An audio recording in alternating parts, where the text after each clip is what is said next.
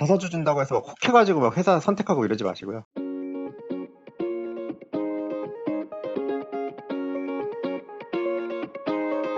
안녕하십니까 여러분의 취업과 이직 커리어를 위해 영상을 찍고 있는 커리어의 곰돌이 아저씨입니다. 지금 신입 중고 신입 이직 얘기를 했죠. 그 다음에 이제 경력 이직을 했어요. 경력 이직을 하면서도 연봉을 꽤나 올렸죠. 이직각을 잡는 법에 대해서 일단 제가 말씀을 드리면 여러 가지 케이스가 있습니다. 컨설팅을 해봤더니 진짜 여러 가지 케이스가 있어요. 뭐 보통은 연봉에 대한 불만이 제일 많고요. 그리고 중소에서 대기업으로 가려는 분들도 굉장히 많아요.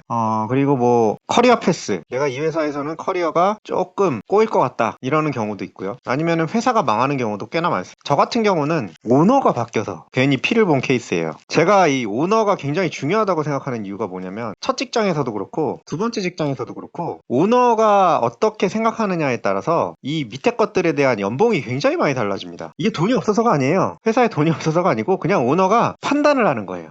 이 시장에서 우리는 한 이 정도 레벨 정도, 뭐 너무 비싼 애들은 안 쓸래 이렇게 수도 있을 수 있고, 아니면 삼성처럼 우리는 비싸게 돈 주고 사와서 아주 그냥 박박 갈아 마실래 이런 케이스가 있을 수도 있고요. 아니면 일부는 비싼 애들 데리고 오고 비싼 애들을 이용해서 좀 싼 애들을 갈고자 이럴 수도 있는 거고요. 그런데 이전 회사 같은 경우에는 이전 오너가 있었는데 이 오너 입장에서는 이분이 이제 완전 엄청난 캐시카우들을 여러 개를 갖고 있었고, 이전에 제가 다니던 회사는 그냥 캐시카우이긴 한데 요만했어. 그러니까 이 형 입장에서는 요거는 그냥 약간 내버려두는, 그러니까 사실은 신이 다니려고 숨겨둔 직장, 신이 다니고 있는 직장, 이런 얘기가 나오는 게 사장부터가 일단 그룹에서 좀 은퇴 직전 이런 분들이 이 연봉 좀 땡기다가 조용히 은퇴하십시오 이런 분들을 이제 거대한 그 다른 계열사에서 이제 꽂아 넣는 그런 거예요. 사장부터가 의지가 그렇게 크게 없죠. 그러다 보니까 이게 또 따박따박 돈이 잘 벌리는 그런 회사였어요. 그랬는데 이제 오너가 바뀐 거야. 오너가 바뀌니까 새 오너 입장에서, 근데 이 회사는 이 형 입장에서는 이따만큼의 캐시카우였던 거야. 이 형 입장에서는 요게 요만한데 이 형 입장에서는 이만한 캐시카우였어요. 자기가 원래 갖고 있던 회사는 요만해. 그러니까 이게 두 가지가 의미가 있는데, 새 오너 입장에서는 계열사들, 자기가 갖고 있는 계열사들 중에서는 제가 다니던 회사가 연봉이 제일 높았어. 이러면 당연히 이런 생각이 들죠. 내가 왜 이렇게 많이 줘야 되지? 그리고 계열사 중에 가장 돈도 많이 벌고 현금도 제일 많아. 그러면 어떤 생각이 들어요?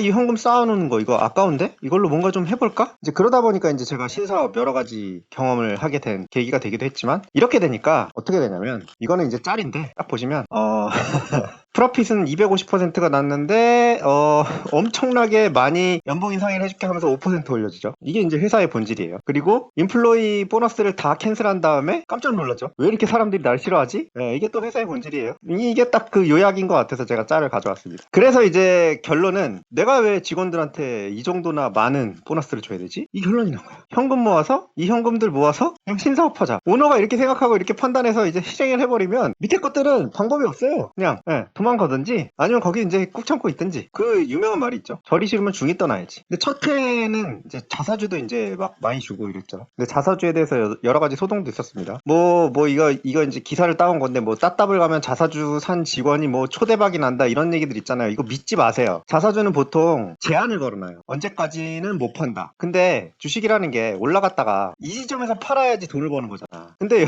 여기에서 자사주 계약을 하잖아요. 그러면은 몇 년간 이렇게 몇 개월 또는 몇 년, 1년 정도까지 딱 이건 못 팔아 이렇게 딱 잡아놓는 거야. 그러니까 자사주는 사실은 오너의 지배력을 강화하기 위한 수단이지 여러분들 돈 벌어주는 목적이 아니에요. 그러니까 자사주 준다고 해서 막 혹해가지고 막 회사 선택하고 이러지 마시고요. 아무튼 나중에야 깨달았지만, 이제 저는 이제 그 현금 모아 신사업하자 라는 이유 때문에 입사하게 된 케이스였고, 근데 이제 이후에 이제 열심히 다니긴 했는데, 이상하다, 이게 선배들이 얘기했던 그 보너스 포인트랑 너무 많이 다른데? 이렇게 생각을 하기 시작한 거예요. 이제 당시 들어온 사장이 온갖 말빨로 이제 회사가 신사업에 성공하면 보상을 엄청 해주겠다 이렇게 얘기를 했는데, 이게 뭐 사실 말만 그렇게 하는 거고, 그리고 뭐 사업 성공하려면은 뭐 5년 10년 걸리는데 뭐 언제까지 기다립니까? 그러니까 이제 제일 똑똑한 사람들부터 이제 떠나기 시작합니다. 전략 컨설팅 업체에서 왔던 사람, 뭐 되게 유명한 금융기관에서 왔던 분들도 있었고, 근데 결국엔 다 떠나기 시작해요. 근데 이게 이 회사가 되게 웃긴 게, 예전에는 이제 심히 숨겨둔 직장이었잖아요. 왜 숨겨둔 직장이었냐면 나가는 사람이 없었어요. 근데 사람 수가 많이 없었단 말이야. 그러니까 들어오는 사람도 없었어. 그러니까 이직이 굉장히 힘든 그런 회사였거든요. 그러니까 이직을, 이 안에 있는 사람들은 이직할 생각도 안 해. 왜냐면 연봉이 꽤나 높고, 그리고 뭐 워라밸도 괜찮았고, 이러니까 나갈 생각을 안 했는데, 여러분들도 이거 잘 보세요. 배가 침몰하면 쥐들이 먼저 떠난다는 말이 있어요. 제가 생각할 때는 쥐들이 먼저 떠나죠. 이게 배가 침몰할 때는, 그러니까 기대하는 보상이 적어지면 똑똑한 임직원들이 먼저 떠납니다. 이직률이 그래서 중요하거든요. 근데 저는 똑똑하지를 못해가지고 좀 버티다가 늦게 시작을 했어요. 결국에는 이제 파격 이벤트, 보너스 할인 행사, 이제 제가 원하는 건 아니었죠. 그래서 이직각을 잡고 3년을 투자를 해서 배에서 탈출을 하게 됩니다. 좋은 회사라고 해도, 그리고 예전에 좋은 회사라는 평가를 들었다고 해도 그 회사가 나한테 보상을 제대로 안 해주면은 떠나는 게 맞습니다. 그리고 참고로 그 회사는 이제 이직이 굉장히 흔한 회사가 됐고요. 기존에 있던 굉장히 좀 소위 얘기하는 일 잘한다, 똑똑하다 했던 분들 다 이제 떠났고요. 그러다 보니까 이 연봉이 이제 높지 않잖아요. 노동시장도 바보가 아니거든요. 소문이 쫙 퍼진 거지. 아, 거기 이제는 신이 숨겨놓은 게 아니고 신이 내놨다더라. 그러다 보니까 연봉이 이제 점점 낮아지고, 당연히 이게 노동시장도 되게 비싼 사람들이 보통은 좋아요. 네, 항상 좋은 건 아닌데, 그렇잖아요. 우리도 비싸게 준 물건이 항상 좋은 건 아니지만 보통은 비례하죠. 노동시장도 똑같습니다. 이게 좀 그렇게 좀 돼가고 있는 그런 좀 안타까운 현실입니다. 첫 해, 둘째, 셋째로 이제 나눠 설명을 드리면, 첫 해는 그냥 이력서랑 자소서 진짜 있는 거 쭉 써가지고 그냥 막 여기저기 다 냈어요. 뭐 인크루트라든지 뭐 잡코리아 이런 데다가 이신공이 있잖아요. 컨트롤 CV 이렇게 해가지고 그냥 막 넣었어요. 그랬는데 당연히 잘 안 됐죠. 서류 전형조차도 제대로 통과를 하지 못했고요. 현타가 엄청 왔습니다. 아, 내가 진짜 노동시장에서 되게 싸구려한 거 보거든. 안 팔리는구나. 그래가지고 2년 차에는 위험을 감수하고, 이러면 안 돼요. 회사에 있는 소위 얘기하는 좋은 커리어로 이직을 많이 하셨던 형님들한테 조언을 받게 됩니다.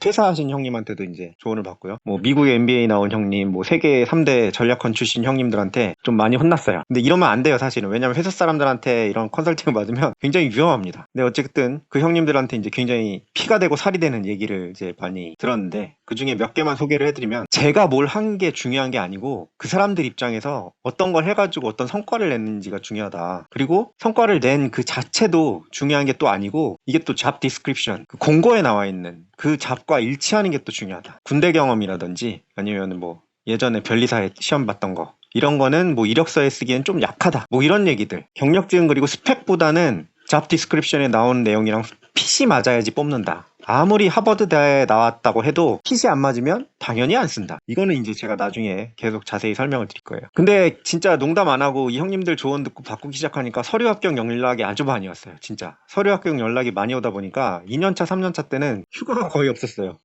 면접 보러 다니느라고. 그러다 보니까 안 되겠다 해갖고 이직 타겟을 3년차에는 제대로 잡고 이제 움직여야겠다 해서 연봉을 기준으로 잡았죠. 얼마 이상 안 되면 난 그냥 안 간다 이렇게 잡고 했고, 그러다 보니까 결과적으로는 꿈의 숫자인 연봉에 오케이를 했습니다. 나중에는 면접을 하도 많이 보니까 면접관이 긴장 하나도 안 하시네요 막 이렇게 얘기하기도 하고, 제가 이제 연봉을 기준으로 잡았으니까 1차 면접에서 그냥 딱 질러버리기도 했어요. 이 연봉 이상이 안 되면 저는 이제 생각이 없다, 이런 식으로. 이제 물론 거기서 떨어졌죠. 근데 저는 더 이상 이 휴가를 너무 많이 쓸 수 없다, 이 의도가 있었기 때문에 그래도 괜찮았습니다. 결과적으로는 이제 뭐 헤드헌터들 분들한테도 굉장히 도움 많이 받은 케이스가 있고, 결국 괜찮은 회사를 잡아서 이직을 하게 됐습니다. 제 이렇게 이직, 뭐 취업에서부터 이직까지 이렇게 쭉 말씀을 드린 이유는, 제가 예전에 만약에 이런 얘기를 좀 들었으면 커리어에 좀 도움이 되지 않았을까라는 생각에서 한번 만들어 본 영상이고요. 도움이 되셨다면 구독과 좋아요, 알람 설정 부탁드립니다.